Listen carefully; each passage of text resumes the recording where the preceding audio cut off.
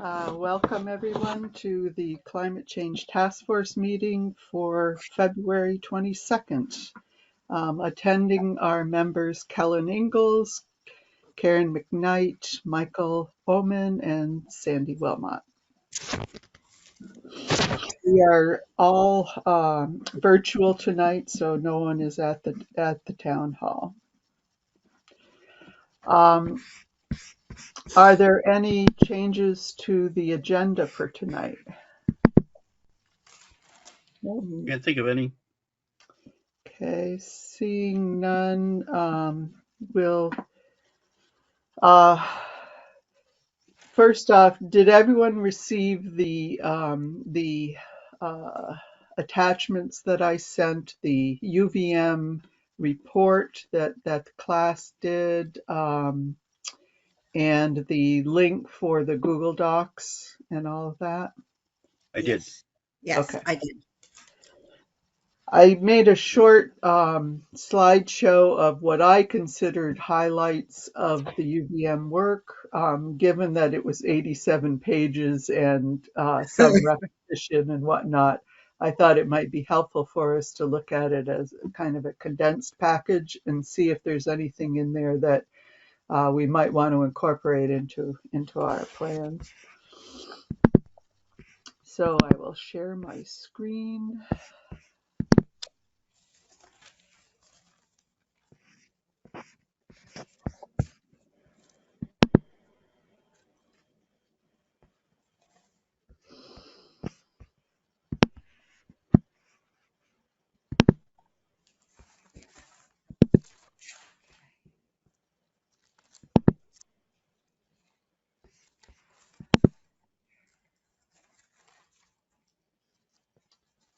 Okay, let me just.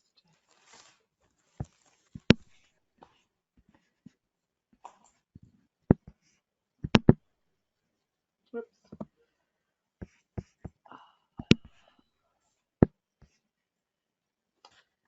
So this is their report.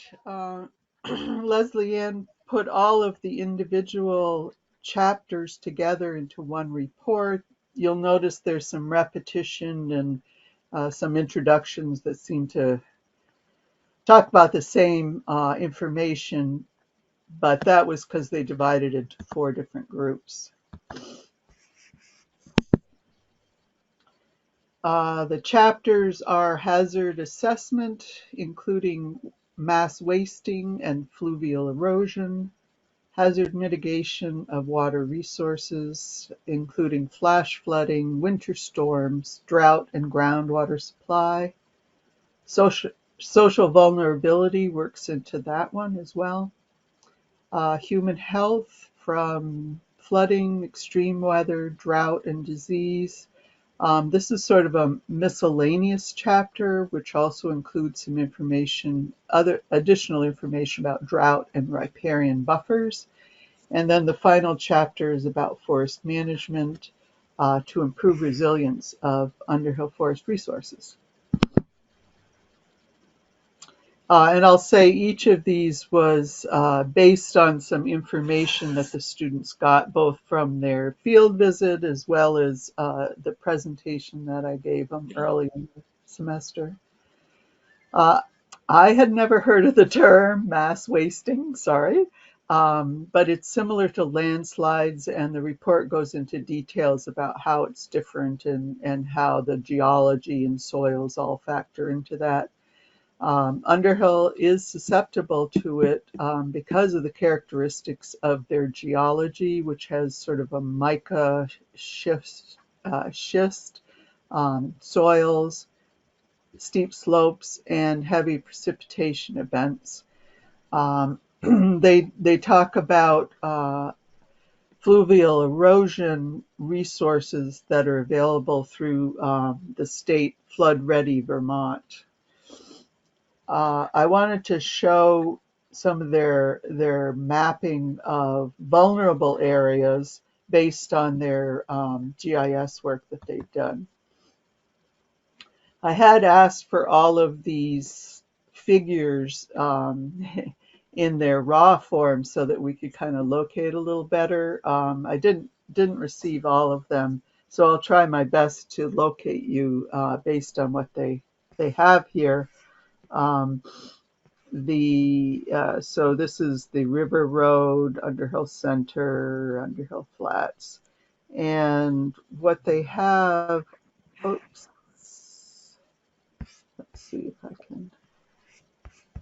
I wanted to increase that, but I guess I can't. The red areas are the areas that they have determined for heavy use, mass wasting landslides. Most of these are associated with rivers. Um, but in any case, that's what we have there. What can we do about it? Oops. I didn't see a lot as far as what we can do about it other than make people aware of where those locations are. So we might try to put those on a bigger map scale and work from that. Cindy, may I ask a question? Yep. Will they be, or have they provided their layers to us as GIS layers? I know we have access to some of those resources here. Yeah, the only one that included that was one we'll see in a little bit, where they looked at drought and soil permeability, groundwater supply issues. I had hoped that some of these would be GIS layers, but they didn't come through, and if it hasn't come yet, I don't think we're going to get it, unfortunately. Hmm.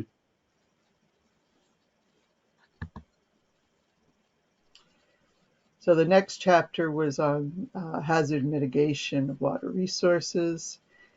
Underhill's 51 square miles is the headwaters for Chittenden County, and the students were stressing the importance of our town protecting those headwaters for all those downstream.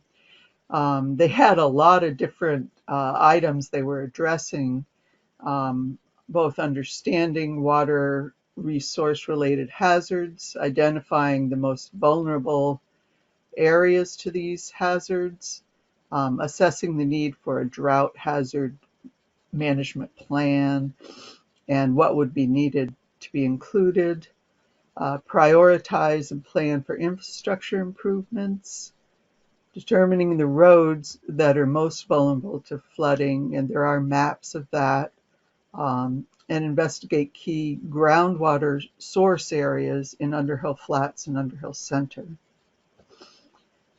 They also did some research on well water, individual wastewater issues in Underhill, and exposing the importance of taking multi-hazard approaches to this planning. So they start by looking at what the vulnerable populations are and used some criteria that the health department had established for a social vulnerability index. And they list all of the criteria that are involved in that, and the health department website has that on it too.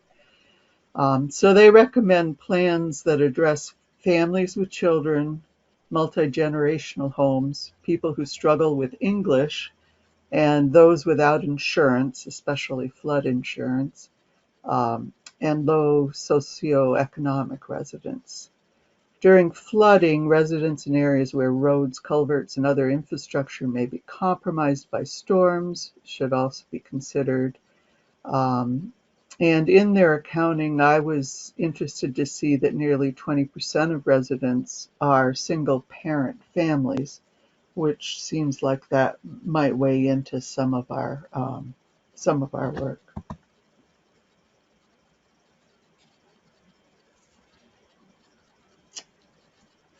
Hmm. So drought So short-term droughts are expected to be more prevalent because of temperature increases and precipitation and heavy downpours that reduces ground penetration. Many private wells that are depending on groundwater recharge in Underhill, and we don't have a hazard mitigation plan for droughts. They recommended creating a drought monitoring system for Underhill, um, and recommend activating some sort of communication mechanism that would help spread information about wells as they dry up, some sort of crowdsourcing drought map, perhaps, for Vermont. They also suggested that we look at New Hampshire and Massachusetts, which both have some sort of drought management plans, because they include some interesting and valuable strategies we might consider.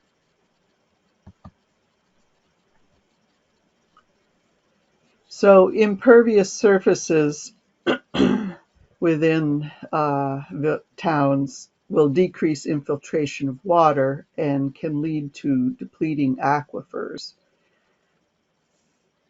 Land use plays a role in this, so that there are adequate groundwater recharge areas, and our zoning where zones where water can infiltrate best are low areas with low impervious surfaces. Underhill has a source protection area identified for the Underhill Jericho Water District, and there I have a map of that. So the students using topography, zoning districts, development rules, and our current impervious surfaces created a map showing the best locations for infiltration.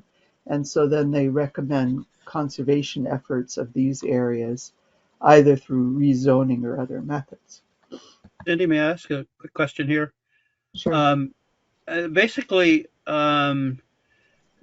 first, all of our private wells are dependent on groundwater, but most of them, I believe, are deep rock wells and hence are not really dependent on sort of immediate area recharge. And was there any assessment of how many shallow wells, unconsolidated wells we had and how many deep rock wells we had? Because protecting what one protects can be very different. And basically, I think I haven't seen a real analysis of it, but I think basically the aquifer recharge area for my well is somewhere up on Mount Mansfield, not anywhere around here. Which isn't to say I should be, building a big parking lot or anything, but nonetheless, it's a very different kind of animal with respect to those two things. Do you recall? Was there anything about that? I didn't see anything, but I didn't give it that close a look.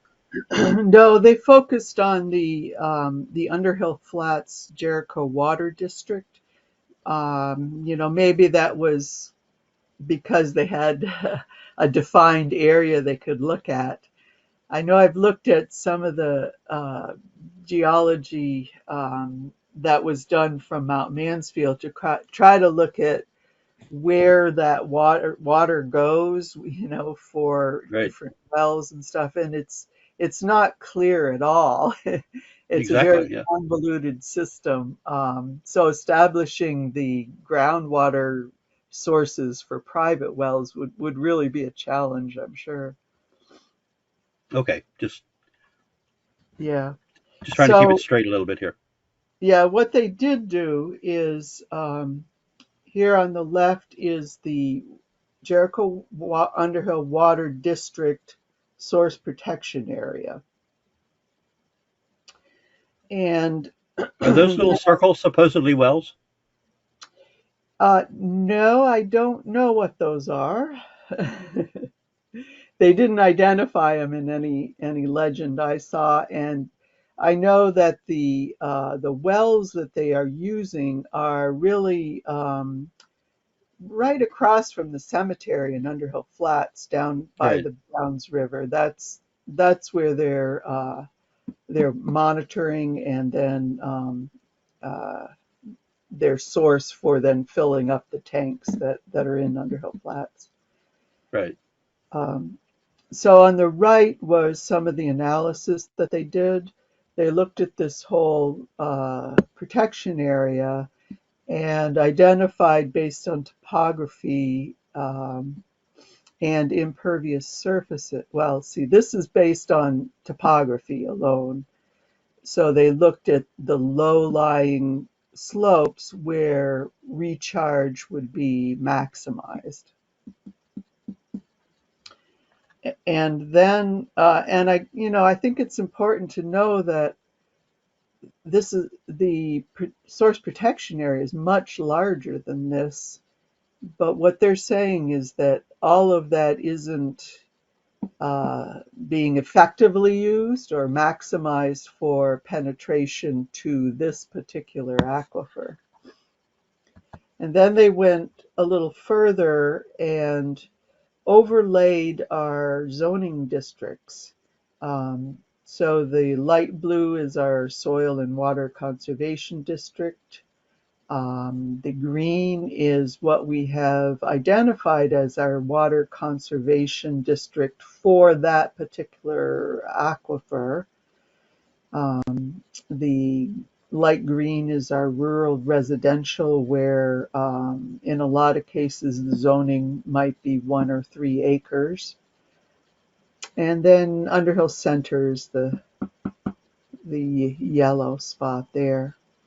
So the overlay shows that even though we have that dark green identified as our main sort of recharge area, it isn't really the only sources that we have. And in fact, in the article, they talk about how a lot of the impervious surfaces are in that along the River Road, Underhill Center. So it's not really maximizing the infiltration areas.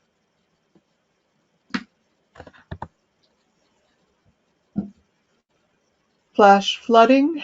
As we know, it occurs when precipitation exceeds absorption capacity, so you get soil runoff. In mountain areas like Mount Mansfield, the velocity is heightened and can increase the significance of damage from flooding, flash flooding. Underhill residents can apply for National Flood Insurance Program because Underhill complies with FEMA guidelines, but not everybody in town does. And I think I had seen some statistics that there were maybe 14 homes that lacked flood insurance that were in floodplains. Higher infrastructure standards are needed because of these high risks. And Mad River Valley has a document, which I haven't seen, that apparently has incorporated this kind of improved infrastructure standards for their area. So our intense storms can lead to road and infrastructure damage, closure, power outages, isolation of vulnerable individuals. And their recommendation was a little limited, but identifying that emergency guidance is available through Vermont 211, and that they also have a resource directory that has fuel payment assistance options for winter months. We may have to use some of these tonight. Uh-oh. Human health, drought, and riparian buffer section. So they identified these major hazards: flooding, extreme weather, drought, disease. And while Underhill has a lot of these mitigation plans in place, we've not factored in the human experience, how hazards or damage affects people, especially those in higher risk. They had 3 categories of risk that they used: access, weather and climate change, and disease. So access, here in Underhill, we're really reliant on transportation access to commerce in towns to our west, which are accessed by Route 15. Access to emergency support, electricity, repair, food, medical care. They rely on these travel routes, and they can be at risk during storms. Uh, those most at risk would be those over 65, which is 19% of Underhill, or those who live along routes prone to isolation. So they took all of our roadways and used a transportation model, which maybe you're familiar with, Michael, where they look at all the roads, bridges, culverts, and they assign a vulnerability rating and a criticality rating. Actually, Um, that came along after my most of my work, so I learned a great. little bit here. So vulnerability is based on the road segment's vulnerability to inundation, and they use 10-year, 50-year, or 100-year flood as their model input for that.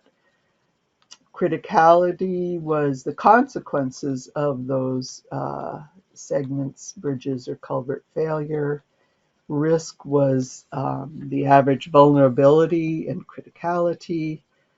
Um, and then the initial river impact, transportation network impact, implementation time, and application scale are all then rated for each of a series of recommended strategies.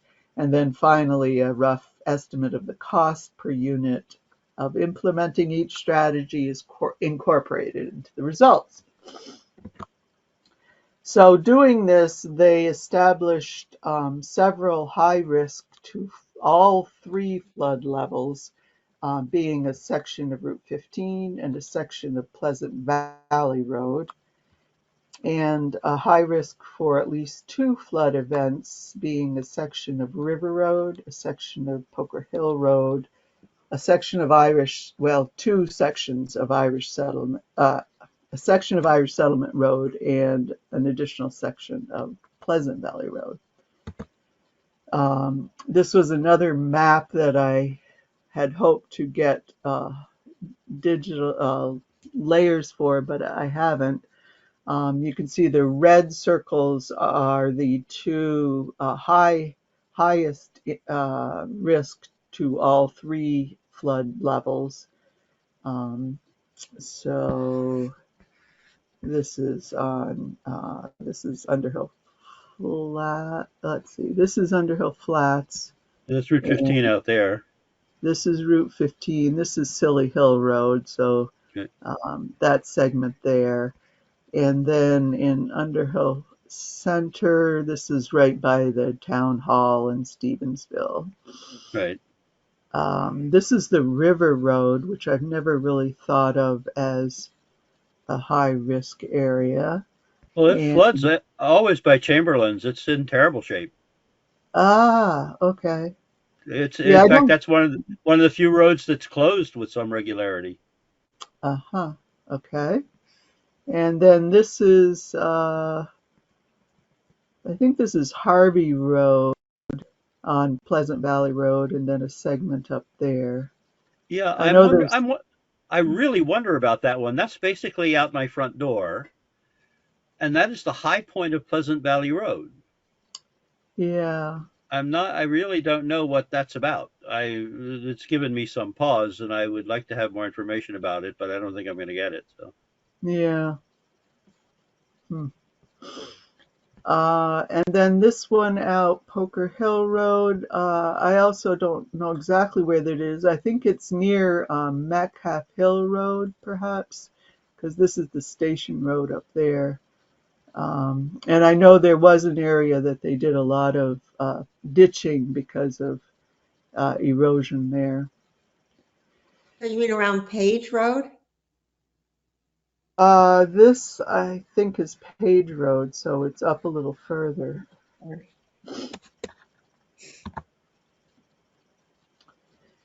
So then they move on to their weather and climate change section, talking about changes in stream channels, um, and suggesting that our town zoning maps should be updated frequently as these river channels and floodplains change with increased precipitation so that people can be made aware and purchase flood insurance if needed.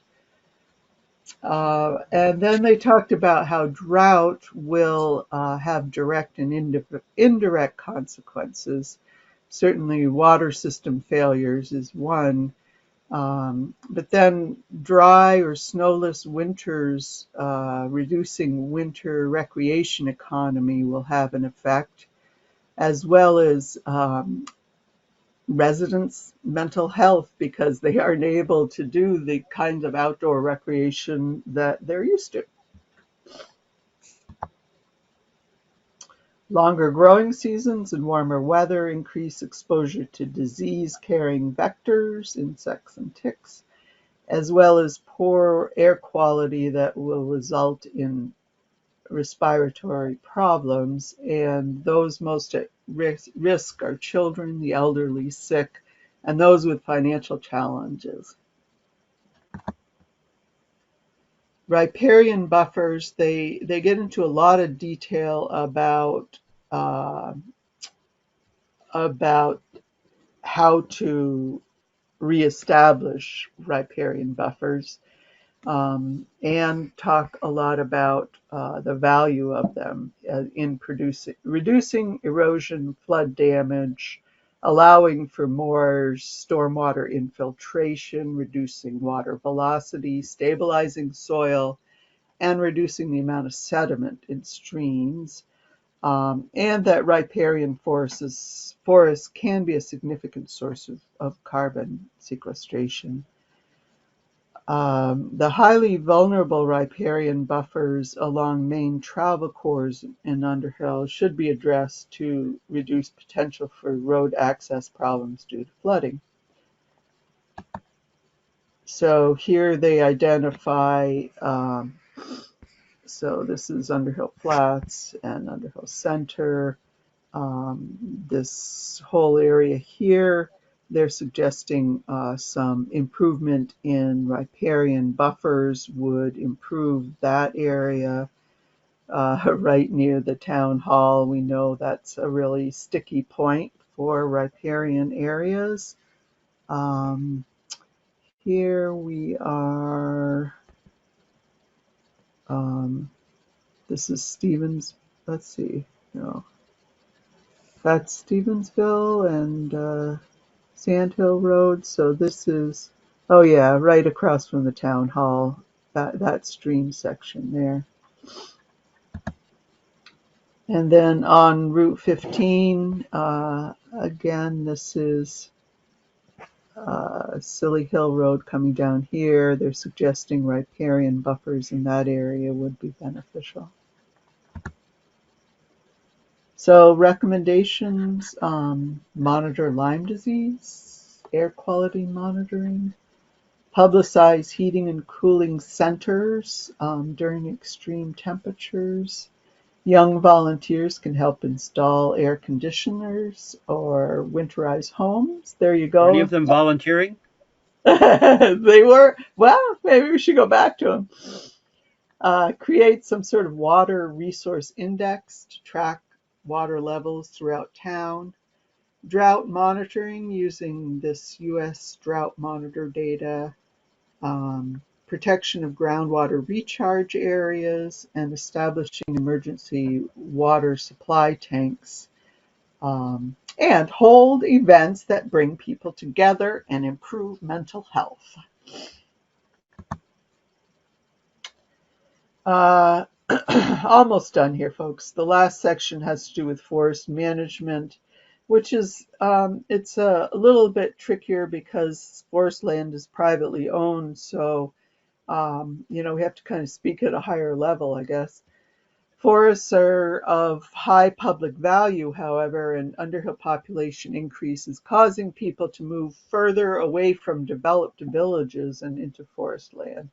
Fragmentation of core forest blocks diminishes healthy ecosystems, and some of the strategies to improve carbon sequestration and increase biodiversity might include zoning regulations, restoring riparian buffers, maintaining healthy sugar maples, controlling invasive species, and monitoring soil health. A few recommendations having to do with harvesting. If you prolong If you expand the harvest cycle to 90 years, you would be prolonging carbon sequestration until growth has really slowed. Monitoring non-native invasive species could be done by expanding our volunteer forest pest first detectors, which is a program that the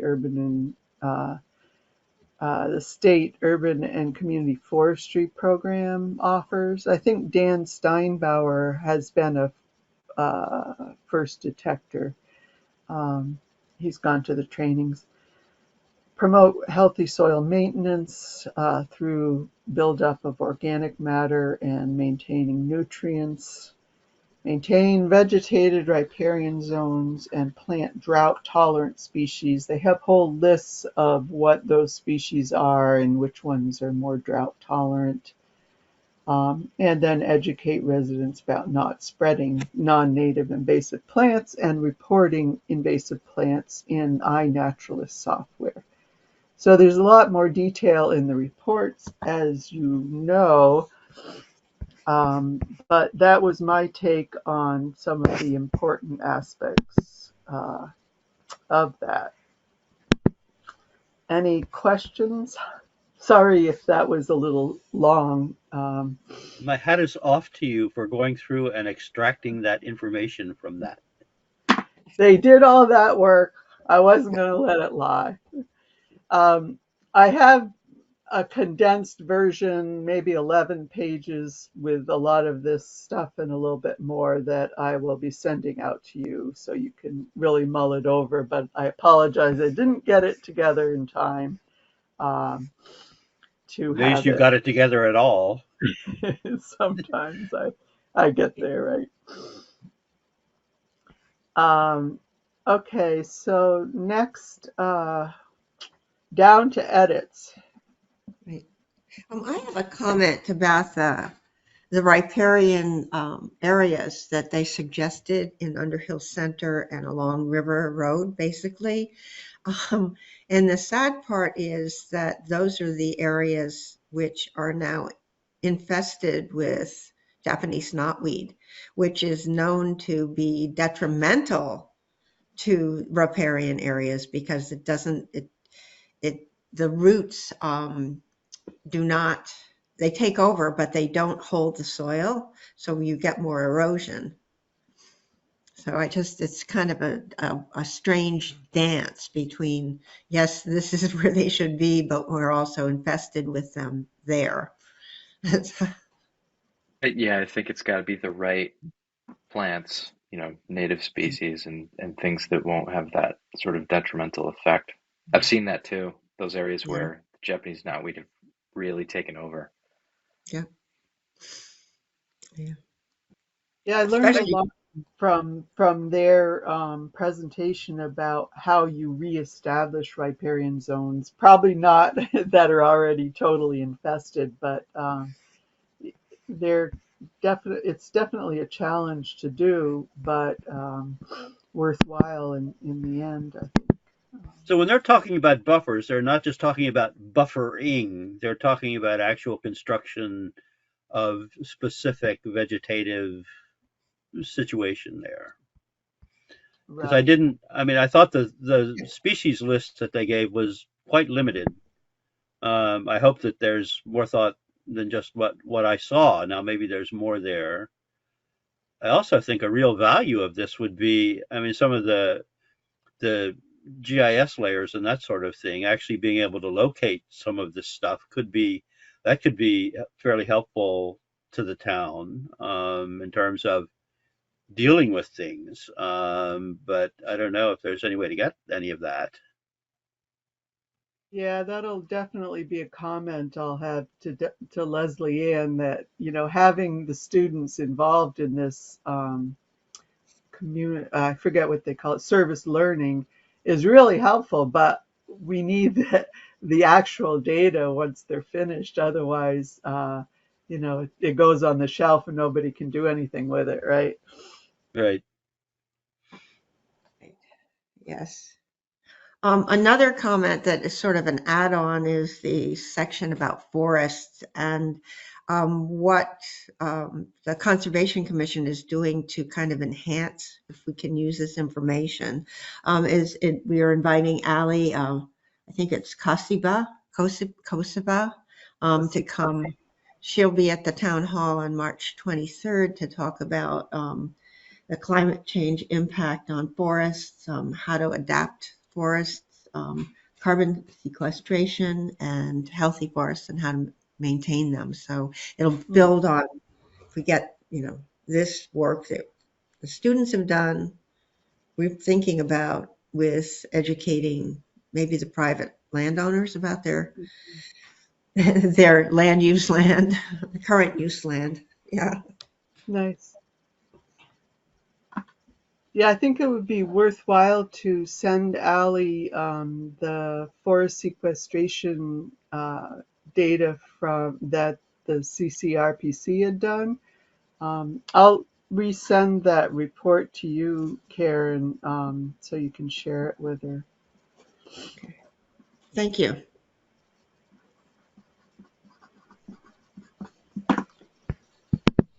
Okay.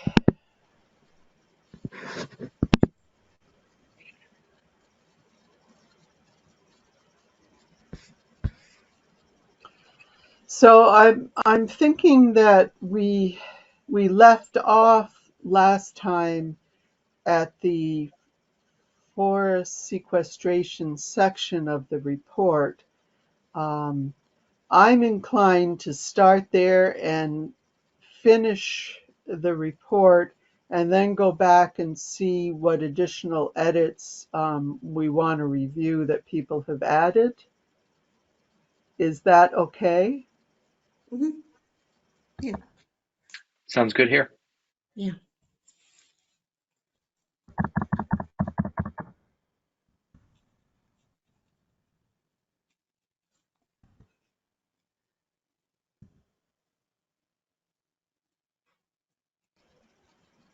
I think this is where we finished.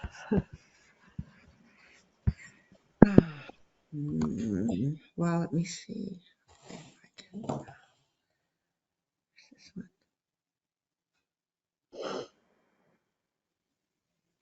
Let's see. I don't know if you can all access it on your computers as a helpful thing, or if we should just work off from this one document.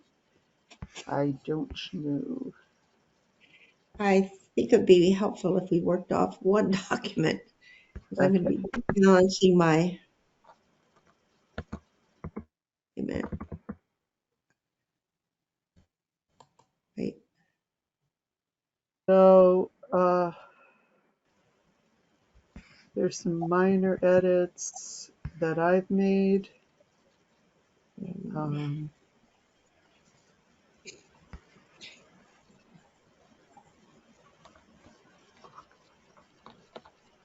do we want to go through every word, or do we want to address maybe main issues? Whoops.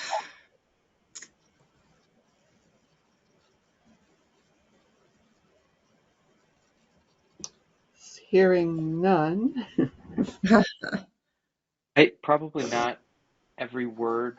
I guess if we're starting at natural and working lands at that header, is Yeah. that right? Yeah. Um, I think that language looks good, and my first comments are on the bullets below forest carbon sequestration.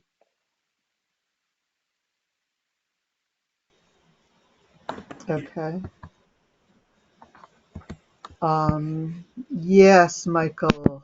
I didn't get around to adding those strategies that we talked about before, which I could try to do now, or because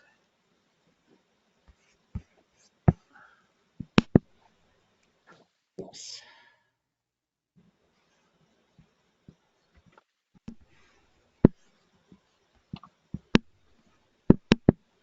shoot,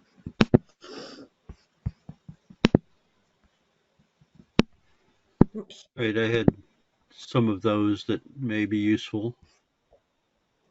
And part of my problem was I had a lot of things. I'm not sure whether they should be in appendices or, when we talked before, it's like I have a number of kind of more specific suggestions along the way that may be better served in an appendix. I believe I sent this stuff out to people back when, but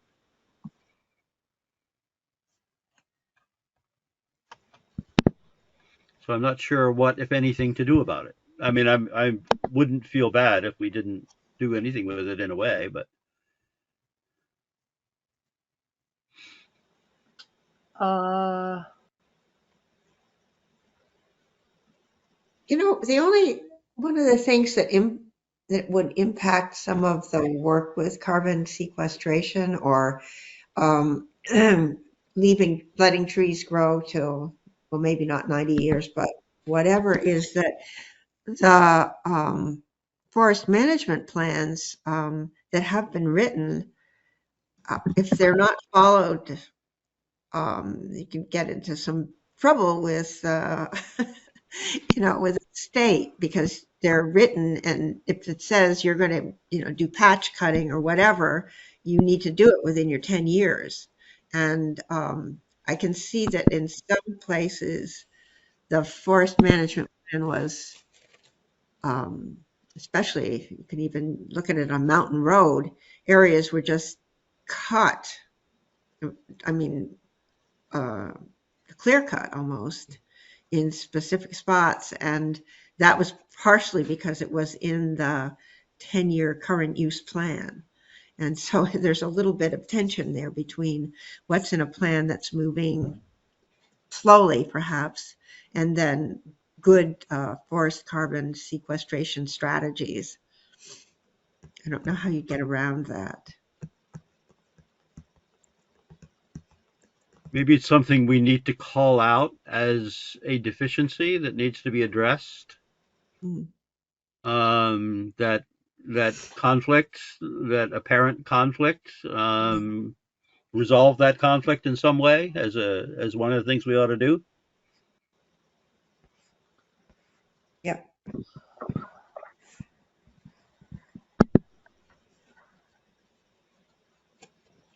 it's hard to imagine what our role would be in, um, I don't know, dictating forest management for private landowners. Working with Ethan Tapper, the county forester, is one strategy where um, we can say, okay, our town goals are this, and you're working with private landowners. Can you, Mhm. um, I don't know, try to implement that sort of Yeah. strategy? I mean, he's on the same team as we are. He Yeah. Yeah. understands all of these really valuable issues. It's and I think some of the larger landowners are doing a great job of managing, but then you get a lot of the forest carved up, and it's harder um, to Well, influence. Sandy, isn't that the thing though? I mean, we can't so much tell people, cut this tree, don't cut that tree, so on and so forth. Embracing good principles that, we could point out the 90-year and the longer term cycle and trying to find a way to resolve that. But other things that we can do is one, think about rezoning such that one, we control how much cutting is done on a forested parcel, how much clearing is done on a forested parcel for a building site, and two, trying to minimize development in forested areas at all, and in a variety of, by setting the zoning to cut down on development in those areas. Both of those are available to us. Okay. So you have added this land use part here. Regulate, minimize clearing associated with development. Good. Right. Direct development away from forested and working lands. Um, There is, so we're working on the bylaws right now, the planning commission is, and one of the things I had suggested was change the name of the Water and Soil Conservation District to be a Forest Conservation District. And by doing that, it emphasizes that maintaining those forests is an important value. And if we want to actually say something here about that, like uh, limit or avoid additional development in the new forest conservation district, I think that would go a long ways to strengthening that kind of um, reducing fragmentation of those forest lands, because it's really a lot of the ridgetop forested areas that we're talking about. Sure, something like that would be a big help, I think. Yeah.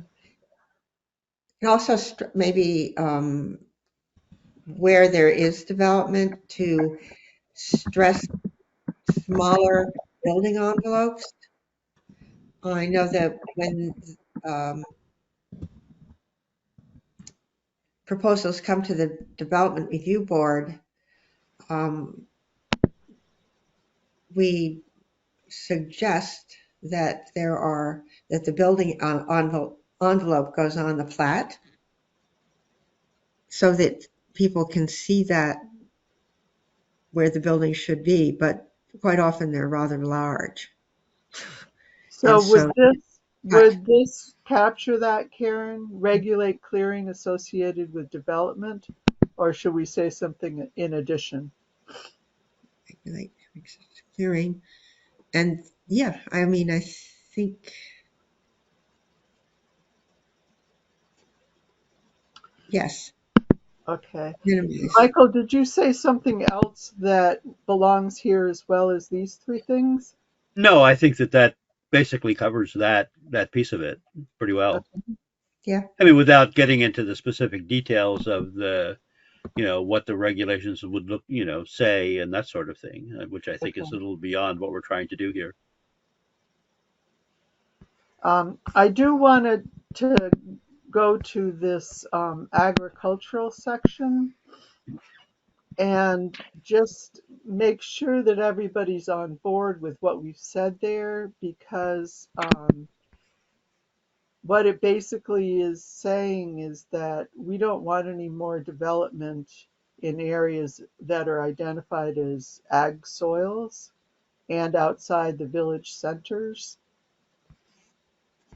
And um, Anne, Anne's comment was that her managers feel like this is really strong language that could have a big impact. So I just want to make sure we know what we're saying and we agree with it.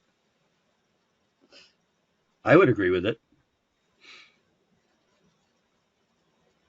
Kellen? It does seem, I I don't know, is there demand for agriculture that is being um, outweighed by development? So by developing these spaces, we're losing the land that is like we need more agricultural land. Yes, that's There, that's the point, is that without some statements like this, individual parcels can then be developed that otherwise would be good agricultural soils. Mm, And part of the problem is, of course, that once developed, even if if agricultural demand increases in the future, the land is gone. In a way, it's ag land banking, even if nobody's farming it at the moment. That's a resource that probably should be protected because it Mhm. very possibly could be useful to us at some point. One question I would have here is, does it make any sense? I'm trying to think. Hold forums. Let me just. I can read it. Understand operations and support their efforts. I'm wondering if it makes any sense either as part of that first one or as a separate item to say anything about regenerative agricultural practices, promote practices that there are regenerative ag practices out there, and does it make any sense to promote those in town, even if we don't regulate them into existence? But I think there's going to be a forum. In fact, isn't the Jericho thing tomorrow night, supposedly, if it doesn't get snowed out, going to address some of that regenerative Right. ag and Hmm. soil sequestration? I think it could be a useful tool for us in the future. Hmm. Yep, I, I like that. Um, I think the thing that bothers me about the highlighted bullet, just to go back to that real quick, is the word prevent. Maybe it ought to be discourage, because each proposal will be, I'm sure, assessed on its own merits, and there'll be Hmm. various factors to consider, Or and this is one of them. But or minimize, either one, Sure. discourage or minimize. I'm fine with discourage too. Well, actually, minimize. I think that we're looking for the result rather than that's not. Then we sure, don't just wind up necessarily just limiting ourselves to jawboning it.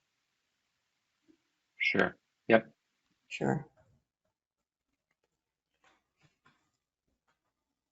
Okay, any other suggestions in this section? Um, I see that the first bullet is crossed out. In, increased tree planting. Uh, I was moving that down to the resilience section, thinking that it had a stronger purpose there, Oh yeah.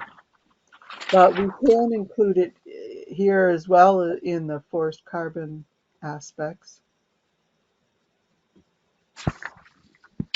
No, that's a good point. It might be more appropriate in the resilience. I had noted though um, that Karen, you had a good point about the Japanese knotweed, for example. Maybe we ought to say increase native tree planting.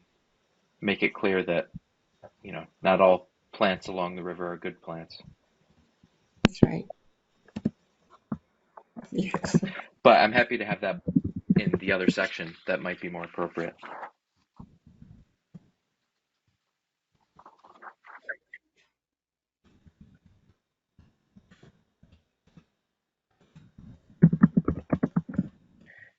And then, Sandy, while you're typing, I don't want to distract you. No, that's fine. But I thought one of the really important things we can do through all of this is to, and I've said it before, to sort of connect people to the funding that's out there, the resources that are out there anyway, at a local, state, national level. And with IRA funding in particular, um, there's a lot in there about um, you know forest carbon sequestration and all sorts of programs that are being highlighted and pushed and funded. So maybe something we could do is investigate and promote the use of IRA funding or state and Yeah, federal funding, however we want to say that. may I just get on my hobby horse? I really don't like things like investigate or consider as part of our goals. I think if we want to promote it, we should promote it. That's just a Sure. preference that I have. I don't like these, maybe we should do something and maybe we shouldn't kind of thing. Either we like it or we don't. Okay. Yeah, Good. and by investigate, I was really going towards um, get to know what's out Right. there and Yeah. be and Yeah. provide that Yeah. That resource, not information is like, yeah, not hemming and gotcha. haw over whether we should do it. Yeah. Yeah. I hear so much hemming and hawing in these things. I figure that's our job. Yeah. If nothing else, we're supposed to make that decision and tell them whether we should do it or not. Is that word good? Research? That's fine. Research and I mean, promote? yeah. Or just promote? Yeah, yeah, research. It's fine. Obviously, we're going to have to research anything we promote. So Let's hope so. one would hope.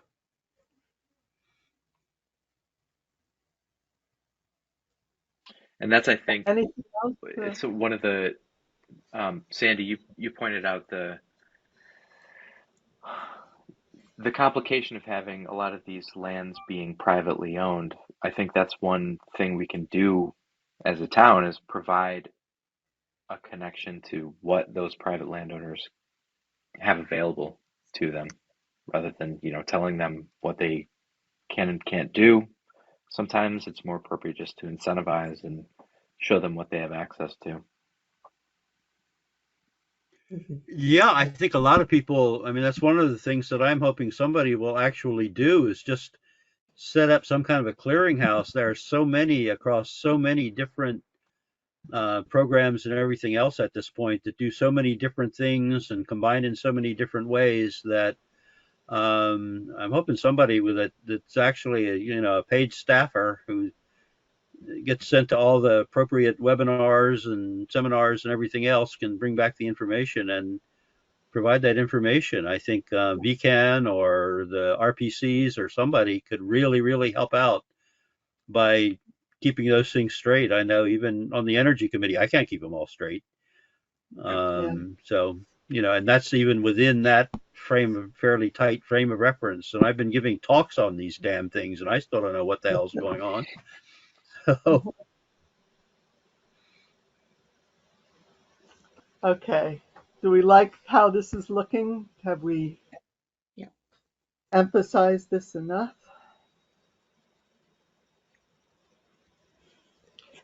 I'll Um, just ask one question about the graphic. Is this understandable or should we be using something else? mm,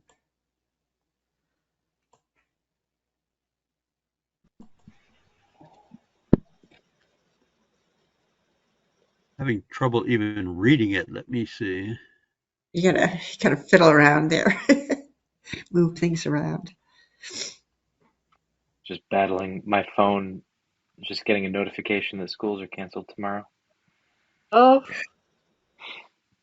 I guess it's not a surprise, huh? Mm-mm.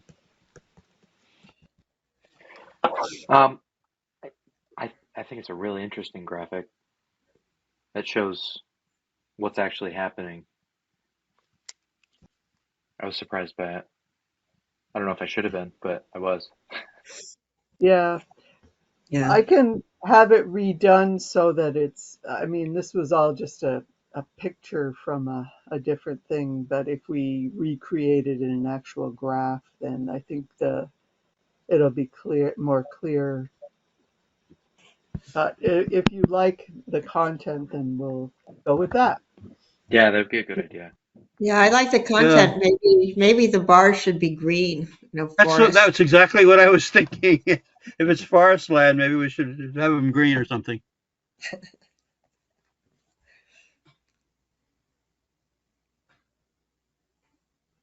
All right.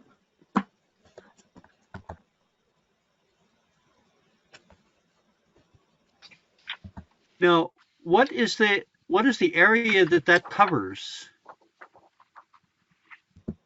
The graph. Yes. So the way that was done was taking the the boundaries of Underhill minus the state land, because that's not our jurisdiction really.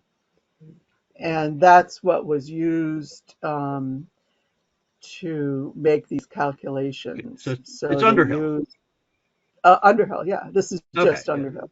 yeah. Yeah, That was my question. Underhill, Chittenden County, Vermont, U.S. What no, just Underhill. Okay.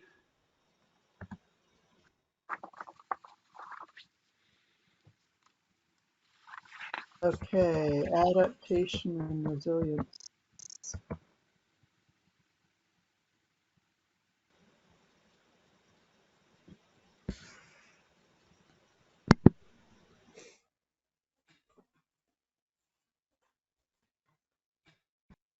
So, what is your comment there, Nelson?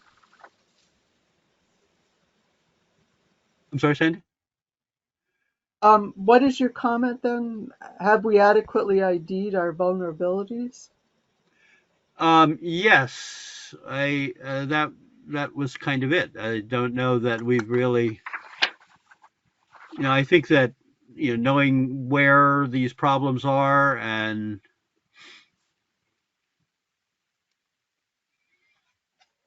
things like the mapping of the um, vulnerable segments of rivers to fluvial erosion and the segments of roadways and that sort of thing. I think that that's an important consideration here that we need to make sure we have a handle on it, which I do not believe we fully do. So we have these targets, but some of that should include additional determinations for these kinds of things. Well, the Further, question of where, I mean, I think that as part of what we're doing, this is in the discussion, and I don't think, I think one of the things that we ought to have is, maps and so on, knowing exactly where we have potential problems, where are the culverts inadequate, and maybe that becomes a thing to do as opposed to an analysis that we have to do in order to do this. But to really know fully, which segments of stream are subject to heavy duty erosion in a really big Irene level type storm. Um, I think that we would find ourselves in some of the same position that some of those communities down Route 100 found themselves in Irene. I know we have in the past a couple of our vulnerable culverts and that sort of thing. And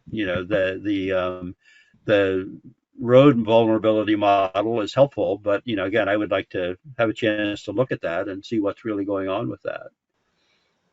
I have some questions about what it looks like, and I don't know quite how to dig into that. I forgot to put on this.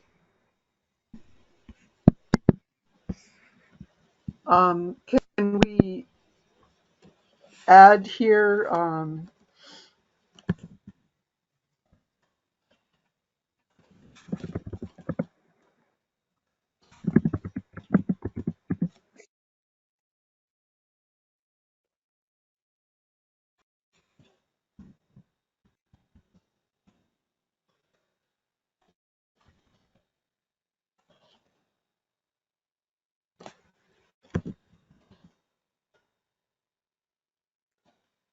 Cindy, where are you adding where are you adding it? Or maybe you're In the not. first sentence of this Um, section, You mean the promote and incentivize? no, in the descriptive paragraph above, Oh, okay. adaptation and resilience. so adaptation resilience to the impacts of climate change means identifying vulnerabilities and preparing for increased precipitation, extreme heat, and extreme weather events. Yep, that would, and then we might want to put it in some kind of a bullet as something to do. Okay.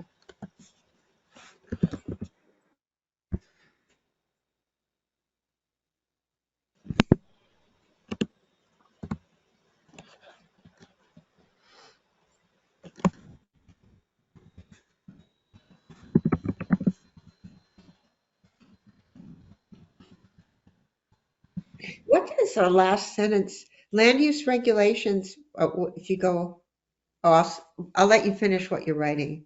I wanted to go back to the last sentence in the description above. Okay. Um, what else? Identify vulnerable streams, and infrastructure. Um, vulnerable streams, roads, and infrastructure, and take steps to harden them against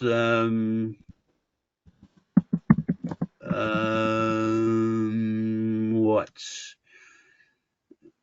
Against climate impacts, shall we say?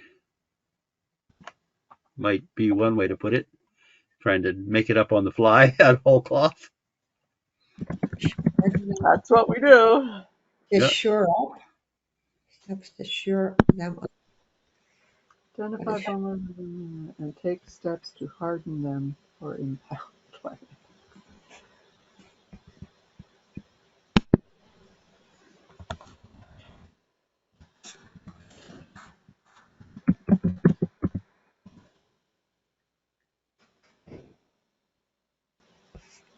So you wanted to know about this sentence, land use regulations should be updated to prepare for climate migration by people from other areas Yeah, and what to, does that mean? That by people from, I mean, for climate migration by people from, oh, okay. So it maybe means that, Bostonians washed out of their homes. yeah, maybe that's not needed. It kind of, what do you think? yeah, Yeah, I don't think it. If it's migration, it's typically from other areas.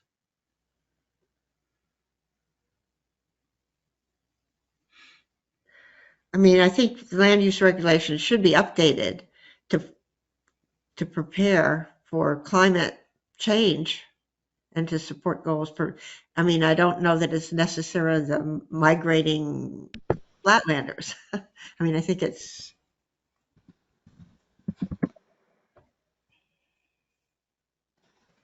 I think we ought to somewhere recognize that we could be impacted by traveling flatlanders, such as myself, and probably, I don't know, maybe the rest of us too. I don't know, but Myself included.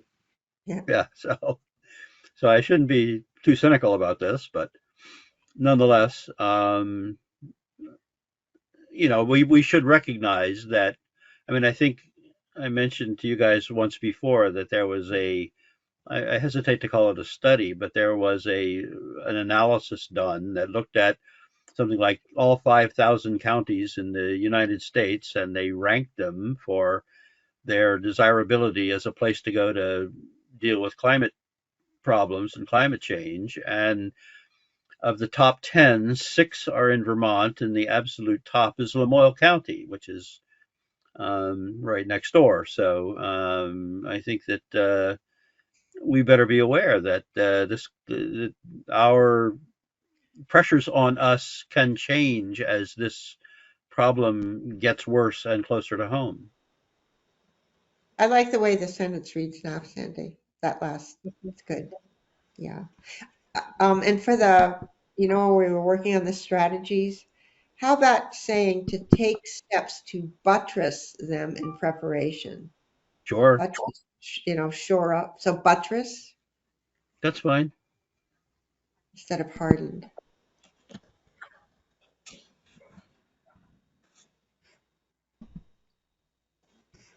Maybe it has two T's. I don't know. Oh, you're right. Two T's.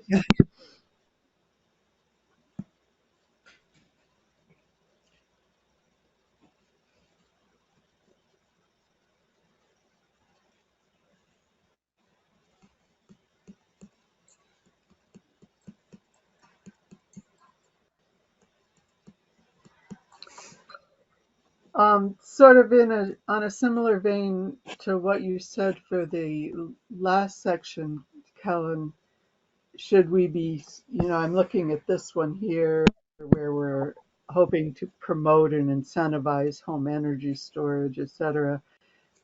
Should we have a bullet that also talks about promoting funding through IRA and um, state funds? Mm.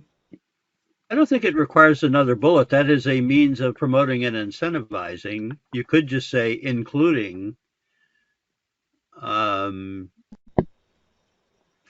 financial support vehicles or something like that. Yeah, it's I think the role the town can play best is connecting to the resources that are already in place. So it's almost we need to ask ourselves, how do we promote and incentivize? And I think one of the answers is by providing the right link to the right program, or by being a source of information for where to go for energy storage or backup power. But the question I would have here is, do we want to limit it to only energy storage, but how about home energy generation, renewable energy generation as well? Home energy systems, including storage, for example. Yeah, I think that's a great thought, and maybe that is more in the renewable energy portion of where are we here? I think Yeah, what the it's doing is renewables. it's recognizing both the renewable energy piece and the resilience aspect of that same thing. It's recognizing the contribution to resilience that same activity makes. I don't know whether we need to have it only in one place. Yeah, no argument here. But absolutely. Do you like that way? Yes, Promoting? that's good. Okay.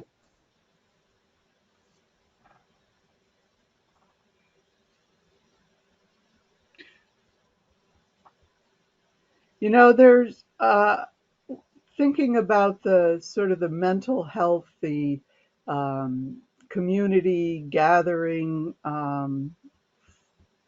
that that the students were really talking about.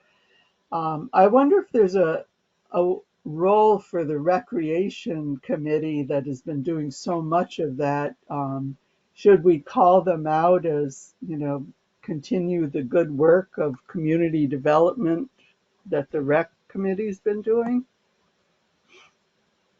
I like that. I wouldn't say only the rec committee, but I think we could exemplify them. In other words, enhance community building activities, including or such as those being um, being promoted by the rec committee. But I wouldn't limit it to the rec committee. Yeah, yeah, I think a good example, Michael, is also like the folks that are organizing the soup bowls Yeah. dinner Yeah, and things. Yeah. yeah. The when John and Barbie Coyer were doing the little thing there, farmers thing, and in fact, the food shed that is there in Moore Park, and the food truck, and a million things that can get promoted that way. I think it makes a big difference.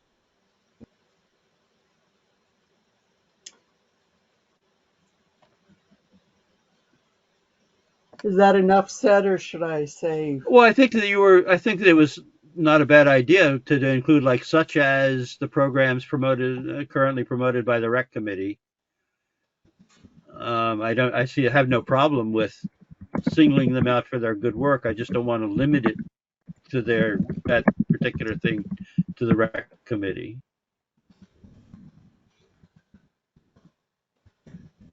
I think it's a good idea to call out people for doing good work when possible.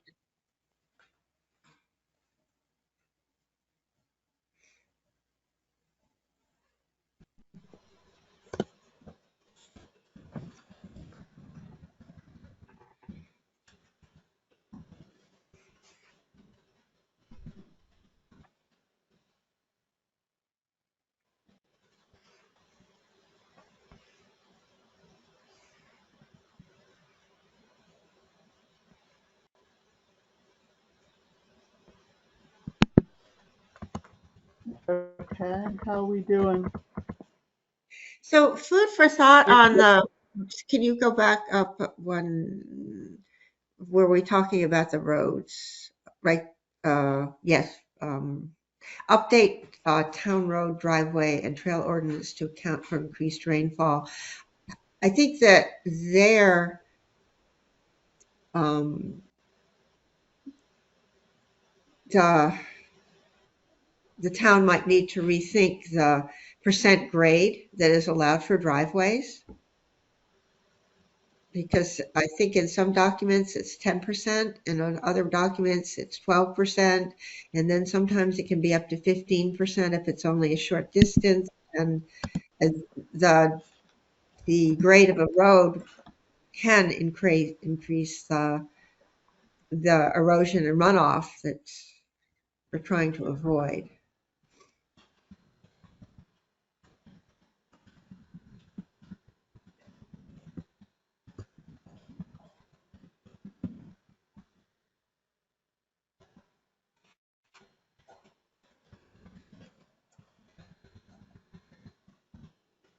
Is that what you're saying? Yeah, yeah, One it is. example is Yeah. okay. Um, yeah, there's this real, I don't know. Okay, that's all I'm gonna say.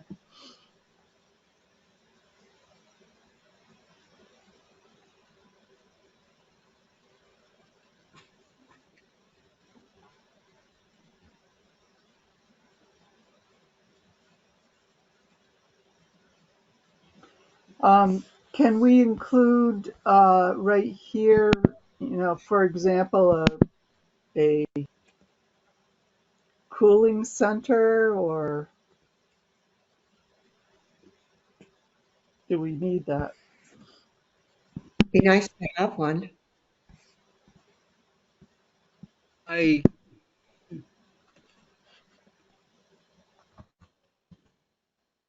is this? I'm trying to think what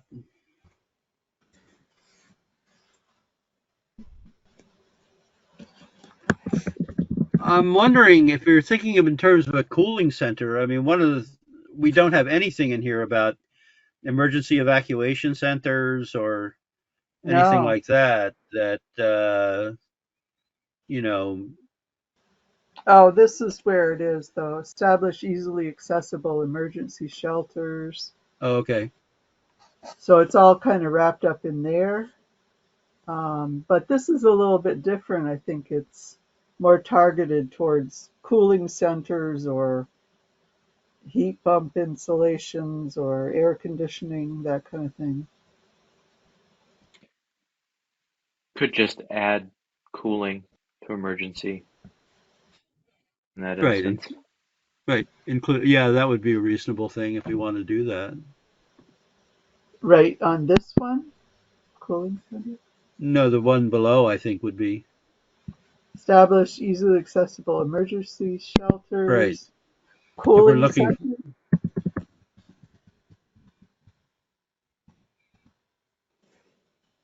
do we think that's important? I mean, are we going to be dealing with that kind of thing very much? It could be. Okay. Yeah. Um, is it possible or feasible that the town would have some sort of an emergency email alert or something that could go out? So the town would have everybody's email, or because not everybody has text, but Right. that could go out to say, 5 inches of rain are expected within the next hour, act Or even accordingly. that certain roads are closed, so that you know that. Uh-huh. I think that's what I meant here about communicate guidance on situational responses. Um, but if we want to say it a different way, I'm glad to change that. Or could we say During, something, establish a, not system, but something to commute that would enable the communication of guidance on situational responses? Because we have to design or develop that list. Yeah, and I think that a situational response is a little different from an emergency alert. Are we talking about an emergency alert or a critical situation alert, like high rain impacts or high heat impacts, and that kind of thing, or are we talking about a more generalized situational kind of thing? Well, for example, just when we're having this meeting tonight, Helen just got a text or an email saying the schools were closed. Right. Was that an email? Or, Oh, they hit you on all fronts. I oh, got yeah, a okay, text and an email and a yeah, phone call from the school oh, system. yeah. So it would be,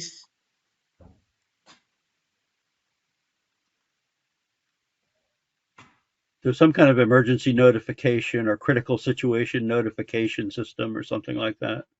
emergency alerts. Yeah, Hmm. Emergency alert system, does that work?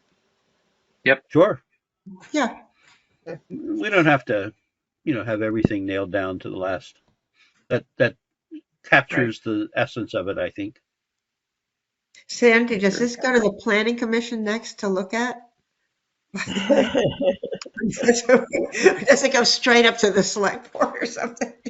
Uh, no, it will go to the planning commission, but I'm not sure, the rules of engagement aren't really, do they have to recommend it to the select board? I'm not sure. Um, just a little check-in. It is 8 o'clock. Are people good with going until 8:30, or are we looking at another meeting next month? I have to drop off, unfortunately. Okay.